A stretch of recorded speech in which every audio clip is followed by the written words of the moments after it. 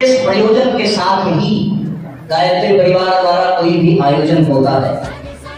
बिना प्रयोजन के यदि कोई आयोजन हो तो वो केवल समय, श्रम, प्रतिभा, धन का दुरुपयोग मात्र होता है। हम सब भी यहाँ पर यदि ये आयोजन करके एकत्रित हो रहे हैं तो इसका भी एक विशेष प्रयोजन है। 2019 में जब वाराणसी को ये सौभाग्य प्राप्त हुआ था कि युग सृजेता उत्तर प्रदेश का कार्यक्रम यहाँ पर संपन्न हुआ और उसके बाद 2 साल कोरोना काल के कारण हम सभी प्रत्यक्ष रूप से किसी विशेष कार्यक्रम को लेकर सक्रिय नहीं रह पाए। उसी के क्रम के अनुसार अब पुनः 2022 में नवंबर में बिल्कुल वैसा ही कार्यक्रम, बल्कि उस कार्यक्रम में प्राप्त अनुभव के आधार पर और भी अधिक सुरम्य और भी अधिक श्रेष्ठ कार्यक्रम की रूपरेखा तैयार हुई है युग सृजेता श्रावस्ती के रूप में, जिसके प्रयास के क्रम में उत्तर प्रदेश के प्रत्येक जिले में जिला स्तरीय युवा सम्मेलन का आयोजन जगह जगह पर हो रहा है। आज 12 जून की तिथि में वाराणसी में युवा सम्मेलन का यह कार्यक्रम संपन्न होने जा रहा है, जिसके हम सभी साक्षी बन रहे हैं। मैं 10 मिनट में कार्यक्रम के उद्देश्य पर प्रकाश डालते हुए उसके बाद आप सब विशिष्ट अतिथि, मुख्य अतिथि का विशेष उद्बोधन प्राप्त करेंगे। साथियों, जीवन में हर व्यक्ति सफल होना चाहता है।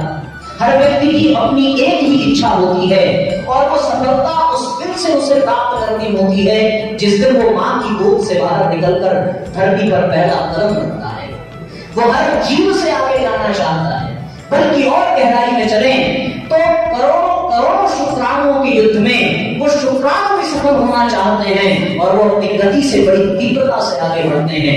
जो सफल होते हैं वही भ्रूण और पिंड के रूप में जीवात्मा को अपने भीतर स्थान देते हैं और इस धरती पर उनका आगमन हो पाता है। पर आज इस भौतिकवादी दुनिया में सफलता के आयाम बदल गए, सफलता की परिभाषा बदल गई। उस सफलता को प्राप्त करने के पश्चात भी व्यक्ति अपने आप को फूटा सा अनुभव कर रहा है, अपने आप को खोखला सा अनुभव कर रहा है, अपने आप को बिल्कुल खाली सा अनुभव कर रहा है। वो भौतिकता के चरम उत्कर्ष पर पहुंचने के पश्चात भी उसे ऐसा प्रतीत हो रहा है कि उससे बहुत बड़ी कोई चीज छिन गई है, जिसके कारण उसके जीवन में न सुख है, न संतोष है, न शांति रह गई है। ऐसी कौन सी गलती हुई आज मानवता से जिसके कारण व्यक्ति सब कुछ प्राप्त करके भी बिल्कुल खाली पड़ा हुआ है? इसको अनेकों संस्थाएं काम कर रही हैं, पर यह दावे के साथ कहा जा सकता है कि जिस सक्रियता और जिस सत्परिणाम के साथ गायत्री परिवार के युवा प्रकोष्ठ के लोग उभर करके सामने आए हैं, वैसा उदाहरण आज दुनिया में किसी कोने में दिखाई नहीं पड़ रहा। और ऐसे उदाहरण के प्रत्यक्ष आप यहाँ पर दर्शन कर सकते हैं। यहाँ मंच पर विराजमान लोग युवा ही हैं जिन्होंने अपना यौवन परम पूज्य गुरुदेव के चरणों में समर्पित कर दिया। जो लोग मिशन से जुड़े हुए हैं वो जानते हैं कि मुख्य विशिष्ट अतिथि के रूप में पधारे, शांति कुंज प्रत्येक के रूप में पधारे परमादरणीय जयप्रकाश जी भाई साहब ने अपने यौवन को, अपनी जवानी को, अपने जीवन को परम पूज्य गुरुदेव के और समाज के कल्याण के लिए समर्पित कर दिया। जिला संयोजक के रूप में विद्यमान हमारे गंगाधर बाबू जी, जिन्होंने अपने पूरे जीवन को मिशन के लिए कतरा कतरा बढ़ाने के लिए अपना जीवन संलग्न कर दिया। और साथ ही मुख्य अतिथि के रूप में पधारे आदरणीय दुर्गेश जी भाई साहब, जिनके विषय में कुछ देर पश्चात मैं परिचय दूंगा। आप ये देखेंगे कि उन्होंने भी अपने यौवन में ही मिशन को अंगीकार किया और आज उनके माध्यम से मिशन को एक नई पहचान मिल रही है।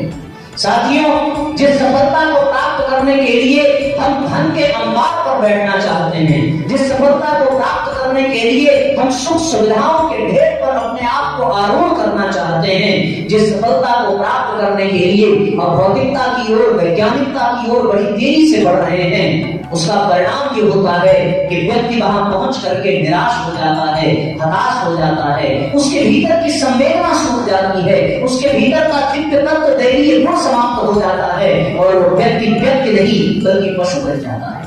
परम पूज्य गुरुदेव ने सफलता की परिभाषा दी कि यदि चीजें मनुष्य के पास हो तो ही वो सफल कहा जाएगा, और यदि वो 3 चीजें ना हो तो फिर सब कुछ प्राप्त होने के बावजूद भी वो सफल नहीं हो सकता है। उन तीनों की व्याख्या गुरुदेव ने की कि पहला तो व्यक्ति के पास ईश्वरीय अनुग्रह होना चाहिए। जिसके जीवन में ईश्वरीय अनुग्रह हो वही वास्तव में सफल माना जाएगा। जिसके जीवन में आत्मसंतोष हो वही वास्तव में सफल माना जाएगा, और जिसके जीवन में लोक सम्मान हो वही वास्तव में सफल माना जाएगा।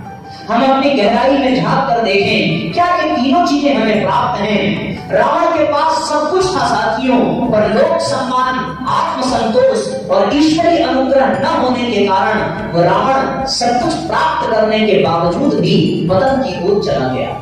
राम जिनका राज्य छिन गया, जिनको बलकर वस्त्र में वन भटकना पड़ा, और उनके जीवन में ईश्वरीय अनुग्रह, लोक सम्मान और आत्मसंतोष जैसी विभूति कूट कर दिखाई पड़ती है, तो उनका जीवन सफल माना जाता है। आज गायत्री परिवार का युवा जो इससे जुड़ गया अथवा जो जुड़ने जा रहे हैं, वो सफलता के इसी मानदंड पर काम कर रहे हैं। जब वो समाज में वृक्षारोपण करते हैं, जब वो समाज में गंगा स्वच्छता अभियान चलाते हैं, जब वो समाज में लोगों को व्यसन से दूर हटने के लिए संदेश देते हैं, रैलियां निकालते हैं, तो दुनिया उन्हें सम्मान की दृष्टि से देखती है, उन्हें लोक सम्मान प्राप्त होता है। और जब ये पुनीत पावन कार्य करके रात्रि में वो अपने बिस्तर पर सोते हैं, तो उन्हें एक अद्भुत आनंद, अद्भुत आत्मसंतोष की अनुभूति होती है। और जो ऐसे कार्यों में अपने जीवन को लगा दे, उस पर ईश्वरीय अनुग्रह न हो, ये संभव ही नहीं है। ऐसे कार्यों के कारण ही ईश्वरीय अनुग्रह बरसता है, और फिर उसका परिणाम ये निकलता है कि उन युवाओं में एक चमक, एक प्रतिभा, एक आत्मविश्वास दिखाई पड़ता है, जिसके बल पर वो चुनौतियों को भी मुट्ठी में दबा करके नष्ट कर देते हैं। वो समुद्र में भी तैरने की क्षमता रखते हैं, वो पर्वतों को उखाड़ कर फेंकने की क्षमता रखते हैं। ऐसा यौवन आज यदि देखना हो तो आप केवल और केवल गायत्री परिवार के आंगन में पलते, पुष्पित, पल्लवित और विकसित होते हुए देख सकते हैं। आज उन्हीं यौवन को निखारने के लिए, उन्हीं यौवन को युग सृजक बनाने के लिए यहाँ पर ये युग सृजेता श्रावस्ती के प्रयास के क्रम में ये युवा सम्मेलन का दिव्य कार्यक्रम रखा गया है, जिससे हम अपने भीतर की जवानी को जगा सकें, और उस जवानी को जगा करके समाज के कल्याण में लगाकर लोक सम्मान की भागीदारी बने। उस लोक सम्मान को प्राप्त कर हम अपने जीवन में आत्मसंतोष का अनुभव करें, और आत्मसंतोष लोक सम्मान के माध्यम से अपने जीवन में ईश्वरीय अनुग्रह को अवतरित करें, और समाज में परम पूज्य गुरुदेव ब्रह्मकन्या माता जी और ईश्वर का हस्ताक्षर बन करके हम सभी स्वयं अपने आप को एक उदाहरण के रूप में प्रस्तुत करें। अब हमें एक युवा होने के नाते, एक गायत्री परिवार का कार्यकर्ता होने के नाते यहाँ पर क्या करने की आवश्यकता है, किस उद्देश्य के लिए हम यहाँ पर बुलाए गए हैं, हमें किस प्रकार से अपने जीवन में ईश्वरीय अनुग्रह मिलेगा, हमें किस प्रकार से अपने जीवन में आत्मसंतोष की प्राप्ति होगी, हम कैसे अपने जीवन को सार्थक सफल बना सकते हैं, हम कैसे लोक सम्मान प्राप्त कर सकते हैं, हम कैसे जाने के पश्चात अपने नाम को अजर अमर बना सकते हैं, ये सभी बातों का स्वर्णिम सूत्र आज हमको यहाँ पर आदरणीय मंच से प्राप्त होगा। ये कार्यक्रम के उद्देश्य की रूपरेखा पर हमने प्रकाश डालने का एक छोटा सा प्रयत्न किया। अब क्रम को आगे बढ़ाएंगे, और क्रम को आगे बढ़ाते हुए इस कार्यक्रम के उद्देश्य की जानकारी के पश्चात हम सब के बीच में विशेष संदेश लेकर के पधारे हमारे शांतिपूर्ण प्रतिनिधि के रूप में परम आदरणीय जयप्रकाश जी भाई साहब मंच पर विराजमान हैं। मैं उनसे विनम्र आग्रह करूंगा कि हम सब आपके मुखार बिंदु से परम पूज्य गुरुदेव के दिव्य संदेश को, दिव्य वाणी को सुनने के लिए एकत्रित हुए हैं। प्रांतीय युवा प्रकोष्ठ के प्रतिनिधि आदरणीय भाई साहब से मैं विशेष निवेदन, विशेष प्रार्थना करूंगा कि हम सब के बीच में वो परम पूज्य गुरुदेव का वो दिव्य संदेश देने की कृपा करें, जिसके माध्यम से हम सभी अपने जीवन में गुरुदेव के सूत्रों को धारण कर अपनी जवानी को, अपने जीवन को सार्थक और सफल बना सकें। मैं मंच समर्पित करता हूँ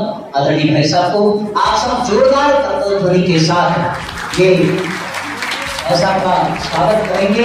साथियों, एक छोटी सी बात और मैं कहना चाहूंगा भाई साहब के बारे में। युग सृजेता श्रावस्ती के कार्यक्रम को लेकर के श्रावस्ती भगवान बुद्ध की तपस्थली रही है। वहां बुद्धत्व को प्राप्त करने के पश्चात आत्मबोध को प्राप्त करने के पश्चात भगवान बुद्ध सर्वप्रथम अपना पहला उपदेश कहाँ आकर के देते हैं? आप सबको जानकारी है कि वहां से उन्होंने उस दिव्य तत्व को प्राप्त किया और उस प्राण को उड़ेला है आकर के उन्होंने काशी में। आज पुनः वो इतिहास दोहराने जैसी प्रक्रिया चल रही है कि आप वहीं से भगवान बुद्ध का प्राण लेकर के, भगवान बुद्ध का संदेश लेकर के, भगवान बुद्ध के बुद्धत्व की ऊर्जा लेकर के एक बार पुनः उन्हीं के तरीके से पुनः काशी में उन्हीं के प्राण को उड़ेलने के लिए यहाँ पर उपस्थित हुए हैं। भगवान बुद्ध के प्रतिनिधि के रूप में, परम पूज्य गुरुदेव के प्रतिनिधि के रूप में, हम सब युवा भाइयों के प्रतिनिधि के रूप में आपको हम सभी आमंत्रित करते हैं। आप हमारे बीच में पधारें और हम सबको कृतार्थ करें, ऐसी विशेष प्रार्थना।